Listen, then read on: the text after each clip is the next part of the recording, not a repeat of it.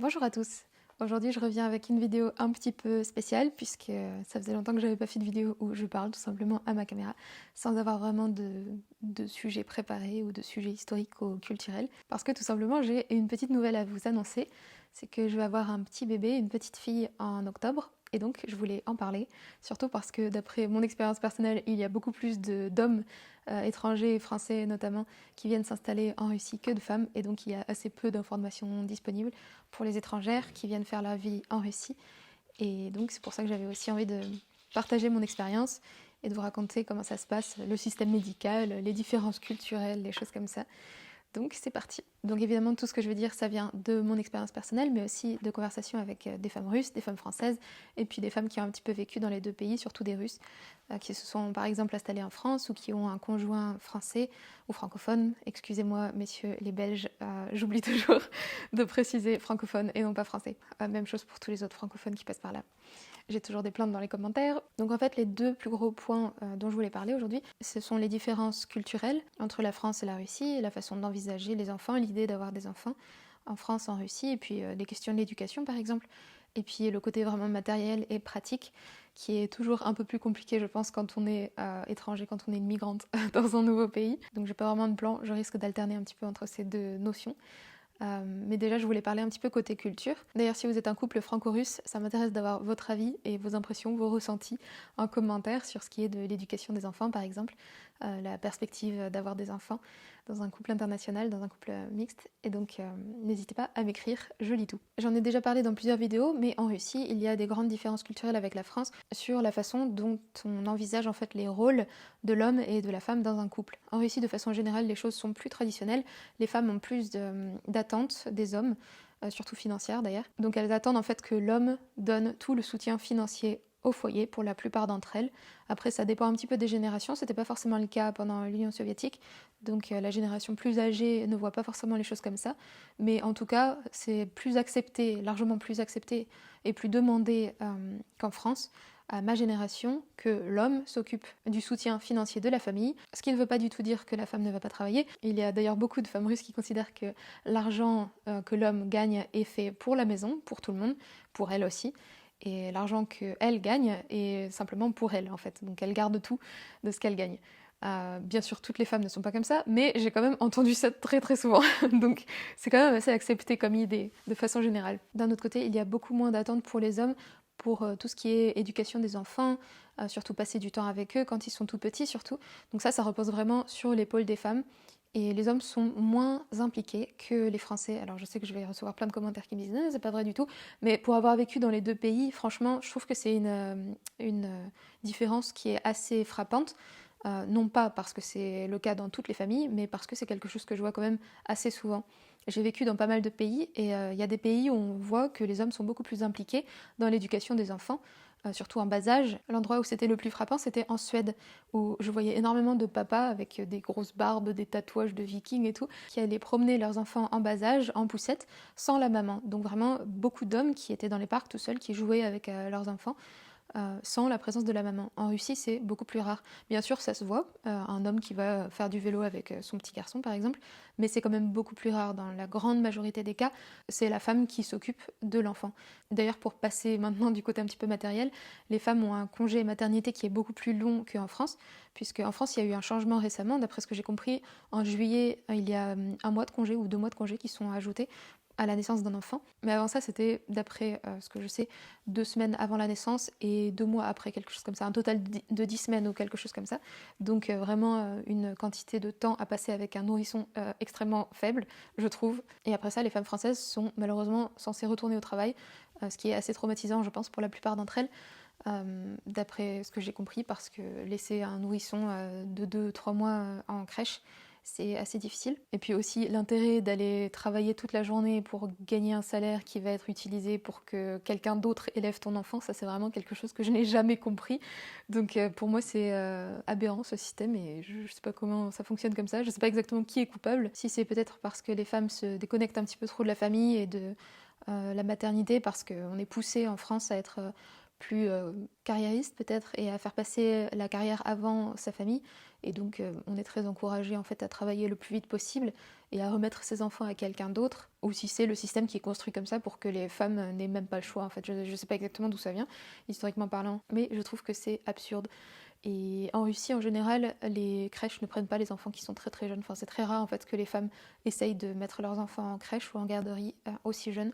En tout cas, quelques mois, j'en entends vraiment pas parler en Russie. La plupart du temps, c'est 1 an et demi, quelque chose comme ça. Donc les femmes restent très longtemps à la maison. Pour moi, c'est vraiment très clairement un point positif qu'on n'attende pas des femmes qu'elles retournent au travail tout de suite et qu'elles aient du temps à donner à un enfant, à leur enfant, surtout quand c'est aussi important pour leur développement.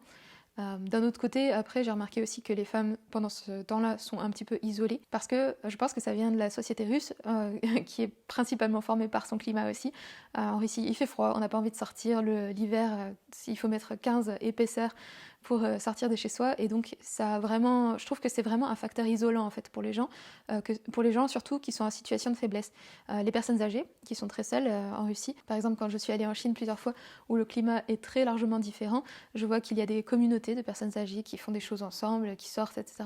Mais c'est parce que vraiment juste physiquement, c'est tellement plus facile de sortir quand t'es en Chine. T'ouvres la porte, t'as même pas besoin d'ouvrir la porte parce que la porte est ouverte, et voilà, t'es dehors. Alors qu'en Russie, c'est tout un processus. Les gens habitent dans des tout petits appartements qui sont à des étages et des étages, donc il faut prendre l'ascenseur, il faut s'habiller, etc. Il n'y a pas vraiment d'endroit où sortir quand on habite dans une zone résidentielle classique en Russie. Donc ça complique beaucoup les choses juste pour former une communauté, se rencontrer. Les gens se rencontrent plutôt entre amis, chez eux. Mais donc si tu es dans une situation où tu peux pas trop te déplacer parce que tu as un petit bébé, parce que tu es une personne âgée, bah en fait les gens se retrouvent un petit peu isolés. Donc il y a un côté plus isolant, je trouve, en Russie de la femme, parce on attend d'elle en fait qu'elle s'occupe de l'enfant seule et pendant un certain temps quand l'enfant est petit. Encore une fois, si vous êtes russe, dites-moi ce que vous en pensez, si vous avez l'expérience surtout de plusieurs pays, parce que quand on peut comparer, évidemment, c'est ce qui rend les choses plus intéressantes, savoir quelles sont les spécificités de notre pays, de notre culture. On s'en rend pas forcément compte quand on y vit au quotidien. Mais en tout cas, c'est mon ressenti de la Russie jusqu'à présent. Une autre différence culturelle entre la France et la Russie, que j'ai remarqué de façon assez prononcée, c'est qu'en Russie, les enfants sont bien plus valorisés qu'en France. Donc il y a un bon côté où vraiment les gens aiment les enfants. Je vois que les gens, même dans la rue, ont beaucoup plus de patience envers un enfant qui va crier ou qui va être un petit peu énervé. Et les mamans sont très attentives, un petit peu mère poule, très mère poule, et s'occupent beaucoup de leurs enfants. Elles se dévouent, elles se consacrent énormément à leurs enfants. D'un autre côté, les enfants sont parfois un petit peu trop gâtés. Après, je pense que c'est peut-être une tendance plutôt mondiale. Moi, j'ai grandi dans une famille plutôt traditionnelle, catholique, assez stricte. Donc les enfants étaient moins... on était chouchoutés, dorlotés, tout ça, mais ma mère était assez sévère. Donc on avait des règles à respecter, des choses à faire, des choses qu'on ne pouvait pas faire. Alors que ici, d'après ce que j'ai vu, parfois c'est beaucoup plus libre, plus souple. Mais peut-être que c'est aussi vraiment juste une question de milieu et que c'est la même chose dans la nouvelle génération en France. Donc de façon générale, je trouve que le rôle traditionnel de la mère, de la femme en Russie est beaucoup plus valorisé ici. La maternité est plus valorisée. Parfois c'est une pression sur les jeunes femmes pour qu'elles aient des enfants très tôt, trop tôt, même dans les 20 ans, 21 ans, 22 ans. Les gens commencent déjà à te mettre la pression, surtout la génération plus âgée. Moi qui suis étrangère, qui ne connaissais personne en arrivant en Russie, plusieurs fois je me suis pris des remarques, t'as déjà 24 ans, 25 ans à l'époque, ils sont où tes enfants, il est où ton mari, tu te rends compte que tu es en train de perdre du temps, etc. De la part d'inconnus, de médecins, quand... je l'ai déjà raconté sur ma chaîne, mais par exemple une fois quand je suis allée voir le médecin pour une angine, une des premières choses qu'elle m'a dit c'est il faut vous marier, vous savez, et avoir des enfants tout de suite. Donc j'étais pas vraiment là pour ça, mais ok. Donc beaucoup de femmes russes se plaignent de ça, ça leur met la pression. Et puis c'est pas si facile parce qu'en fait il y en a beaucoup qui veulent avoir des enfants, mais c'est quand même assez difficile de trouver quelqu'un. Et puis je pense que c'est plus important aussi d'attendre un petit peu pour trouver quelqu'un de stable, savoir ce qu'on veut, avoir eu peut-être quelques expériences de relations ratées pour savoir ce qui nous correspond, ce qui nous va mieux pour le long terme. Je pense que c'est plus important. Et ça, les Russes font un petit peu une croix dessus. Il y a un taux de divorce en Russie qui est explosé. C'est un petit peu difficile de comparer évidemment entre la Russie et la France parce qu'en France les gens se marient moins. Donc j'ai essayé de trouver des stats sur les enfants qui grandissent dans une famille où ils ont leurs deux parents, mais c'est assez difficile de trouver ce genre de stats, donc je suis pas exactement sûre sur les chiffres. Je pense qu'on peut pas trop comparer les statistiques qui concernent vraiment le mariage, puisque encore une fois, les gens se marient beaucoup plus en Russie, beaucoup plus facilement, parce que c'est plus facile aussi de divorcer. Donc ils se marient, ils divorcent, ils se marient, ils divorcent. Ici, c'est vraiment une danse infinie. Et ils se marient trop tôt aussi, donc ils ont tendance à divorcer beaucoup plus. alors qu'en France, parfois les gens ne se marient pas, mais ça ne veut pas dire qu'ils ne restent pas ensemble en un couple stable pour élever leurs enfants. Donc assez difficile de comparer, mais ce qui est sûr, c'est qu'en Russie, les gens divorcent, se marient et divorcent vraiment tout le temps. Et je pense que c'est vraiment pas bon pour le développement des enfants. Donc pour moi, c'est un petit peu un des aspects négatifs de la culture russe qui pousse les femmes à avoir des enfants. Il y a vraiment un côté très positif dans le sens où moi je suis vraiment convaincue que pour la plupart des femmes, avoir des enfants, ça va être le plus grand bonheur de leur vie, largement plus satisfaisant et plus, j'ai envie de dire, fausse feeling, enfin beaucoup plus important pour leur vie que d'avoir une carrière, 3 chats et 4 chiens. Donc ça, j'en suis convaincue et je pense que c'est une bonne chose en Russie de le faire savoir aux femmes, de leur faire comprendre à quel point c'est important si elles ne le comprennent pas elles-mêmes. Même si évidemment c'est pas le cas pour toutes les femmes, et il y a des femmes qui n'ont pas envie d'avoir d'enfants et qui ne devraient pas en avoir, donc je ne dis pas le contraire, absolument pas. Mais c'est pas une majorité, je pense. Donc voilà, il y a vraiment un côté positif où la maternité est valorisée, le rôle de mère des femmes est valorisé, beaucoup plus qu'en France, où parfois en France c'est un petit peu méprisé. En France, si tu es une jeune femme et que tu dis que tu as envie d'avoir des enfants et même rester à la maison pour les élever, en fait t'es un peu regardé de travers, surtout par les autres femmes d'ailleurs, parce que c'est un petit peu comme si c'était un comportement, une idée arriérée et qui dévalorise la femme. Alors qu'en Russie, au contraire, c'est tout à fait encouragé. Et en Russie, en fait, tu es beaucoup plus libre mentalement de choisir si tu veux avoir une carrière, si tu veux avoir des enfants. Moi, personnellement, je trouve ça super important de travailler quand tu es une femme, juste du point de vue financier pour être libre financièrement. Ne jamais avoir à demander de l'argent à ton mari, etc. Mais aussi pour simplement garder son cerveau en bonne santé, rester un petit peu connecté avec le monde, mais avoir une carrière plutôt que d'avoir des enfants qui rentrent tout seuls à la maison avec la clé autour du cou, ou bien des enfants qui sont placés en garderie. Pour moi, c'est... Enfin, en tout cas, c'est pas pour moi. Et je pense que pour la plupart des femmes, c'est pas vraiment l'idéal non plus. Et pour tous les enfants d'ailleurs. Donc ça, c'est le côté positif. Le côté négatif, c'est qu'il y a une grosse pression pour avoir des enfants jeunes et sans trop réfléchir aux partenaires qu'on choisit. Et donc c'est pour ça qu'il y a autant de divorces et que les gens ont des enfants à droite et à gauche. C'est vraiment très compliqué, très emmêlé. Le fait que la maternité est beaucoup plus valorisée en Russie, ça se voit même sur des côtés matériels. Donc par exemple, on voit des aires de jeu pour les enfants absolument partout.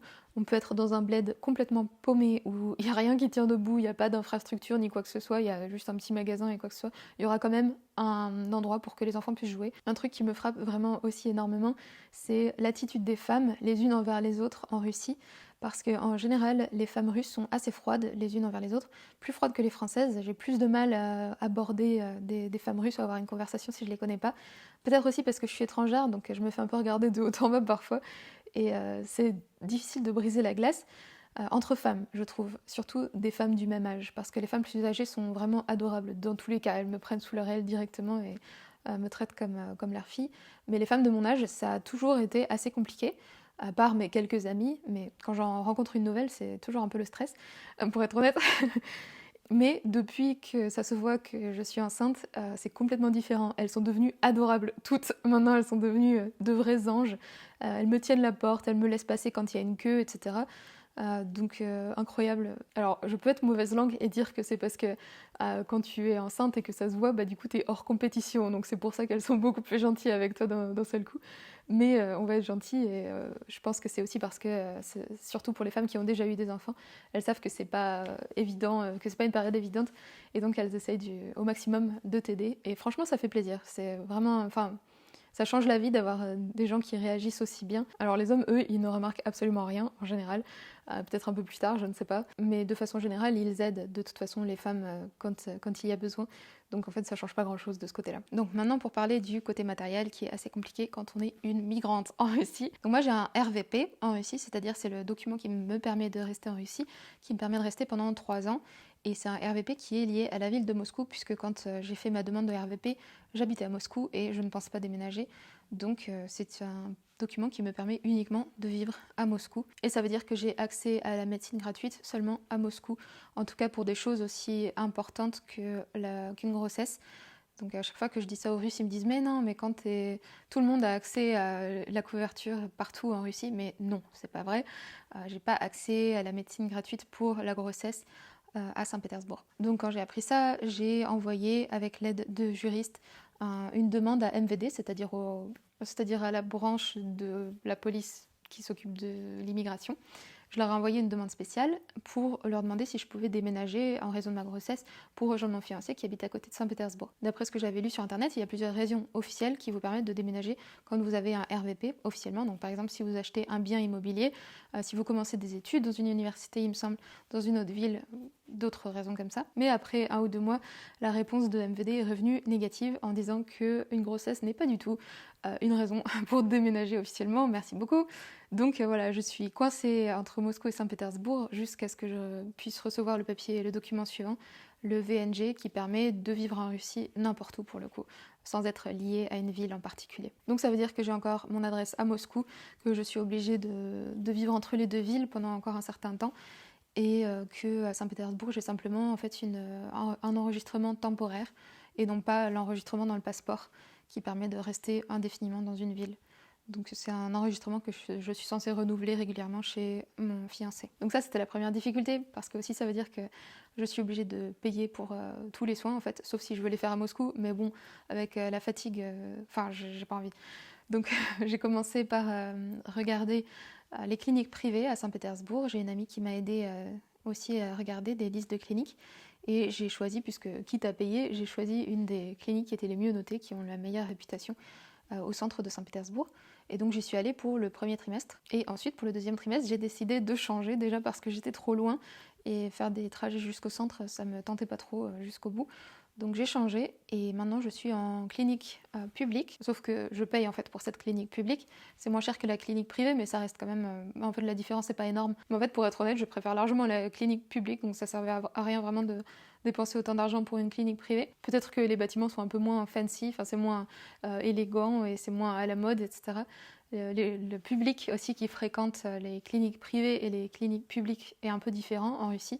Donc je pense que c'est pour ça que les gens sont prêts à payer. En fait, c'est pour être avec d'autres gens qui sont d'un milieu plutôt élevé, d'un milieu social élevé, ou financier en tout cas. Et aussi peut-être pour avoir des employés, des médecins qui sont plus polis, plus polissés, une clinique qui est plus brillante, etc., qui est plus moderne, plus neuve.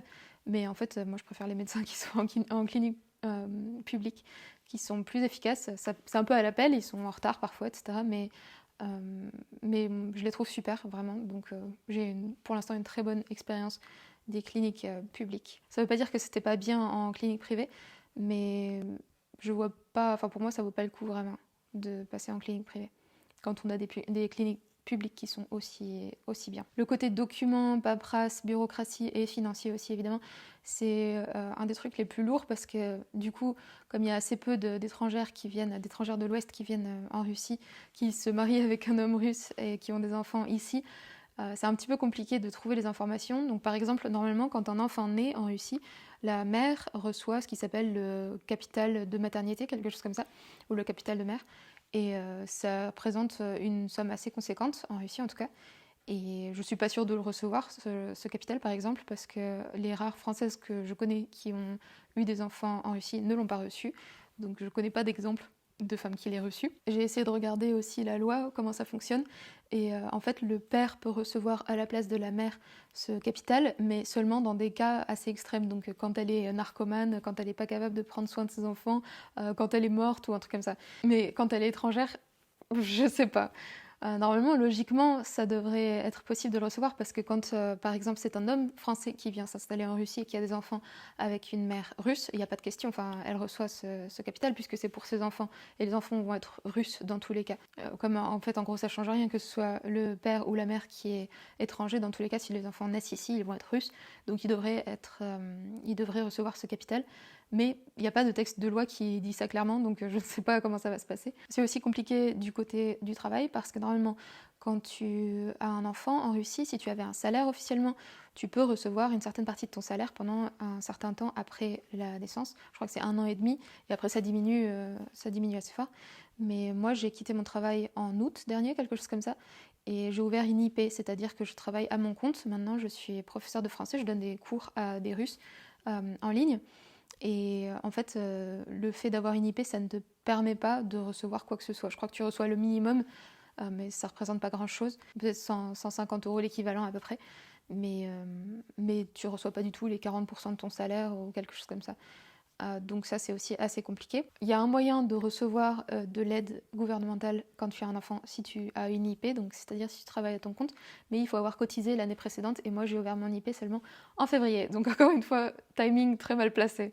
Mais bon, après c'est que des détails financiers, c'est un peu de stress évidemment. Tous les détails d'administration, de finances, etc., c'est pas l'idéal quand on est en transition, mais c'est pas très important non plus. Ah oui, et pour ceux qui vont me poser la question aussi, le mariage en fait ne change rien puisque j'ai reçu mon RVP, c'est-à-dire le document qui me permet de rester en Russie pour sur d'autres raisons en fait.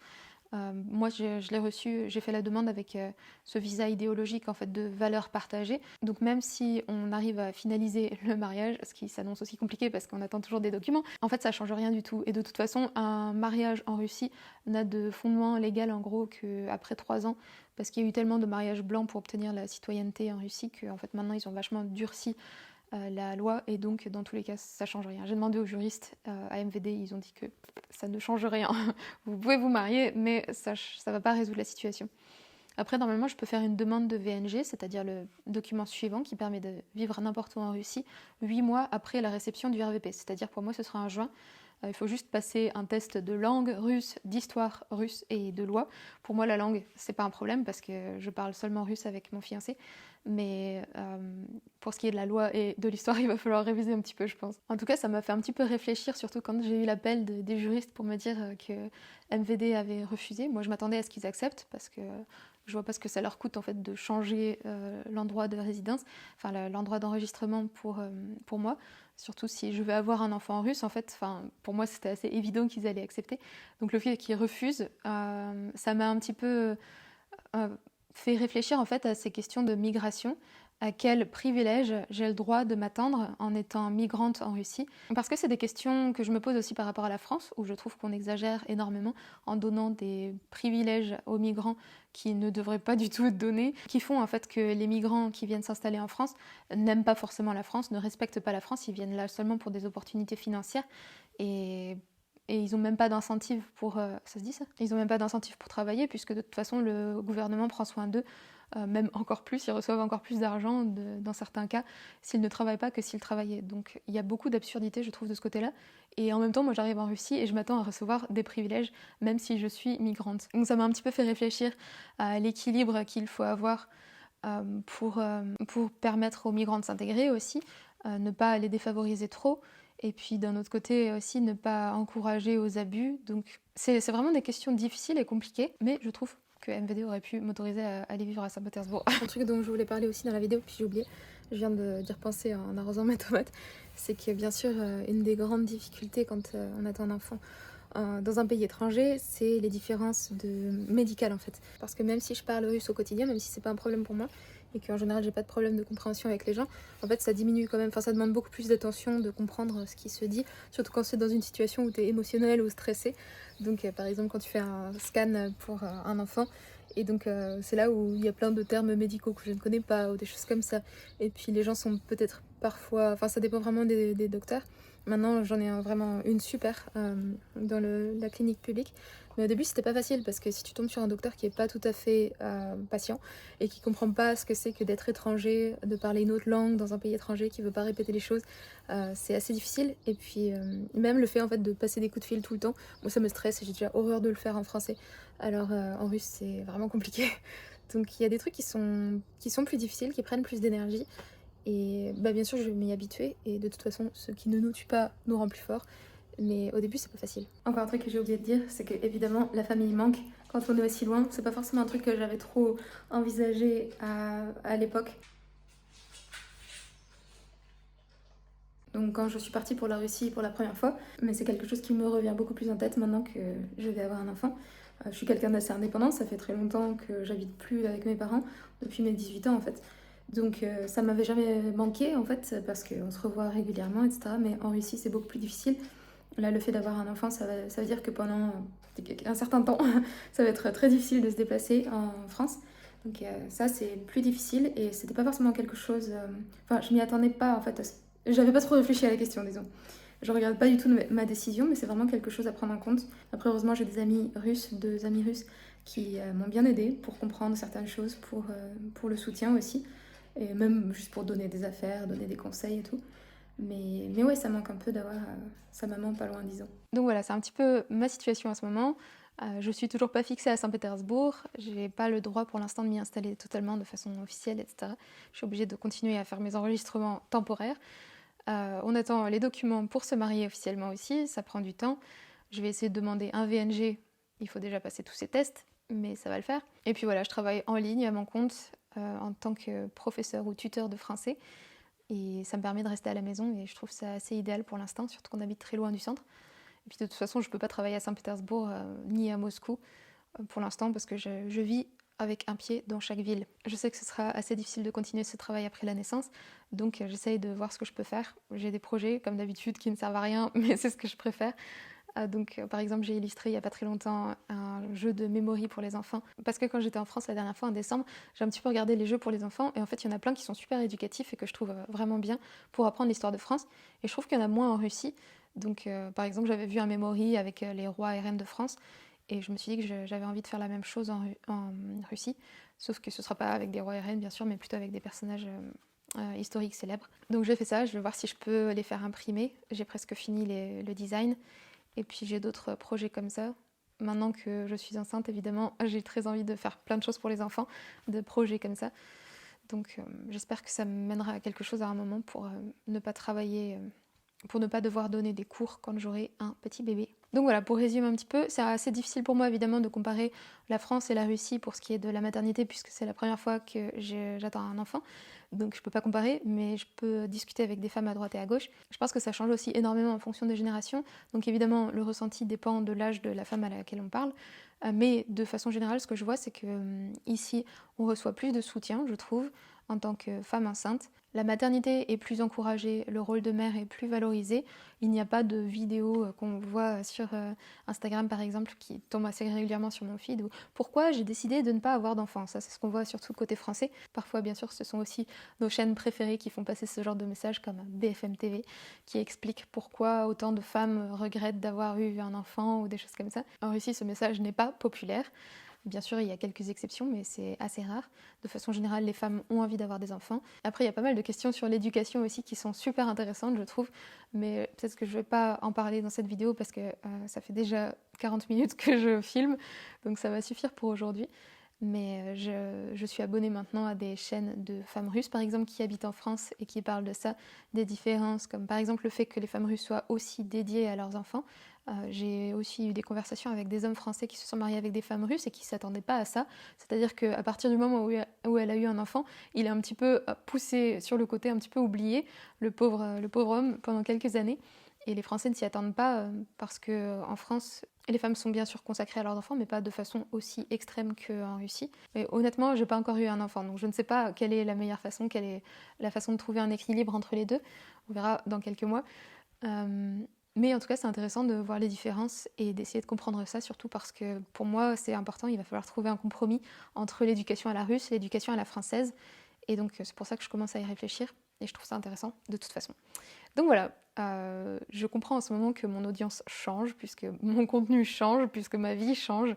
Et donc mon audience a toujours été très principalement masculine. Et depuis que j'ai déclaré sur les réseaux sociaux que j'ai un fiancé, etc., qu'on voudrait se marier, et maintenant bien sûr avec le bébé qui arrive, mon audience devient de plus en plus féminine. Et en fait, ça me fait trop plaisir d'avoir des femmes qui me suivent aussi. Mais évidemment, je perds beaucoup d'audience masculine en ce moment. Mais moi, ça me va très bien. En fait, j'ai toujours eu des ambitions de réseaux sociaux assez limitées. Je suis très soulagée d'avoir maintenant une vie plus tranquille, sans courir partout pour aller dans des forums différents. Et maintenant, mes ambitions, c'est de faire grandir mes tomates dans le jardin, profiter du printemps, et puis voilà.